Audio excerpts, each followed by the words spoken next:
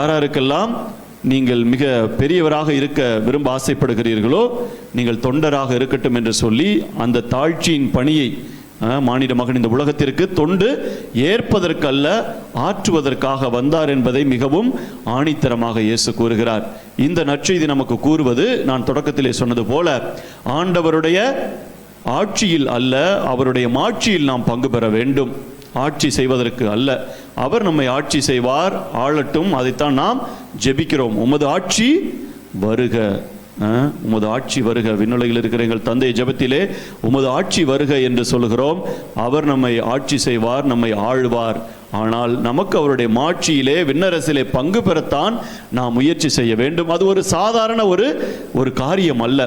பல துன்பங்களையும் துயரங்களையும் கஷ்டங்களையும் அனுபவித்து இந்த கிறிஸ்தவ வாழ்க்கை நாம் வாழ்கிற பொழுதுதான் அவருடைய மாட்சியிலே நாம் பங்கு பெற முடியும். நமக்கு அங்கே இடம் உண்டு, நாமும் பிறரை அதற்கு இட்டு செல்ல முடியும். இந்த புனித யாக்கோபு தன்னுடைய புத்தகத்திலே ஏழைகளை மதிக்கக்கூடிய, எப்படி நாம் ஏழைகளோடு வாழ வேண்டும் என்றெல்லாம் நமக்கு அறிவுரையாக கூடியிருக்கிறார். உலகத்தோடு எவ்வாறு நட்பு கொள்ள வேண்டும், 5 அதிகாரம்தான். பிறருடைய குற்றங்களை காண்போருக்கு எச்சரிக்கையாகவும் கூறியிருக்கிறார். பொறுமையும் வேண்டுதலும், எவ்வாறு நாம் பொறுத்திருந்து காத்திருந்து ஆண்டவரை நாம் அனுபவிக்க முடியும் என்பதை குறித்தும் கூறுகிறார்.